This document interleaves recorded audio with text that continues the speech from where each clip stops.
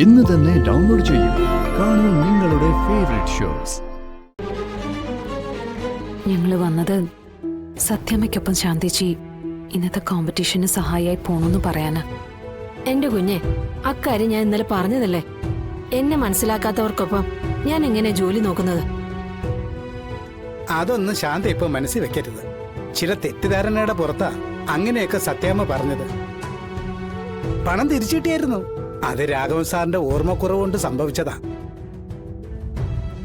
സുഖമില്ലാത്ത ആളല്ലേ, നമുക്കൊന്നും പറയാൻ പറ്റില്ലല്ലോ. എന്ത് വഴക്ക് പറഞ്ഞാലും സോറി എന്ന രണ്ടേ രണ്ട് വാക്കിലെല്ലാം തീർന്നു എന്ന് കരുതുന്ന നിങ്ങൾക്കൊക്കെ ചിലതൊക്കെ നിസ്സാരമായിട്ട് തോന്നും. പക്ഷെ എനിക്കങ്ങനെയല്ല. എനിക്ക് കുറച്ച് സങ്കടമുണ്ട്, നല്ല സങ്കടമുണ്ട്. സങ്കടം ഞങ്ങൾക്കും ഉണ്ട്. ഒരു തെറ്റും ചെയ്യാത്ത ശാന്തയെ കുറ്റപ്പെടുത്തിയതിനും മാനസികമായി ബുദ്ധിമുട്ടിച്ചതിനും എല്ലാം അവർക്ക് വേണ്ടി ഞാൻ മാപ്പ് പറയാം.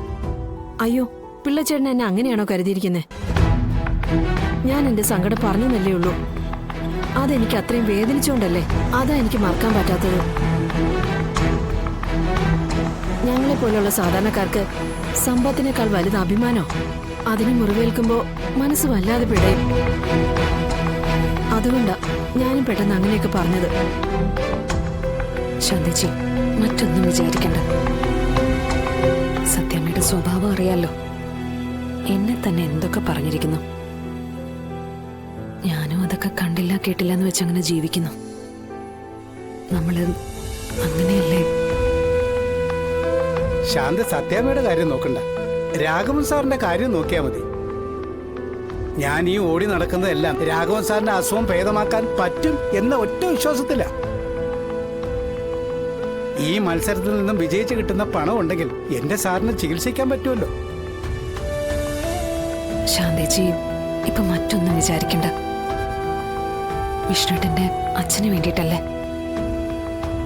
നമുക്ക് സഹായിച്ചേ പറ്റൂ. ശാന്തിജി കൂടി ഈ അവസാന സമയത്ത് കൈവിട്ട പിന്നെ സത്യാമ്മയ്ക്കൊപ്പം പിന്നെ ആരും ഉണ്ടാവില്ല. ഒറ്റയ്ക്ക് ഈ മത്സരത്തില് സത്യാമ്മയ്ക്ക് ജയിക്കാനും പറ്റില്ല.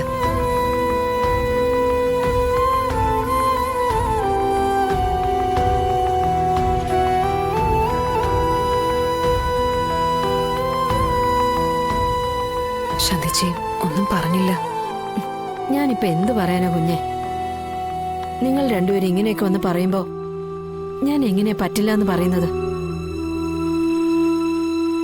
നിങ്ങളെ രണ്ടുപേരെയും എനിക്കങ്ങനെ തള്ളിക്കളയാനാവില്ലല്ലോ. ഞാൻ വരാം.